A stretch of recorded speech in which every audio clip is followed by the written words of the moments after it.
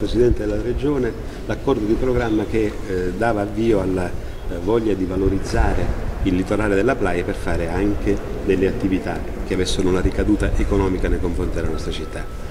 Sono voluti quasi 15 anni meno un mese. Oggi, grazie alla collaborazione con la Regione, siamo nella fase operativa. Naturalmente, per fare questo importante investimento, è necessario essere sicuri del profilo della legalità, da dove vengono queste risorse e che siano correttamente investite. E secondo, una buona progettazione architettonica che rispetti l'ambiente, perché è la cosa più importante. Quella è una delle zone più belle della città e va assolutamente rispettata.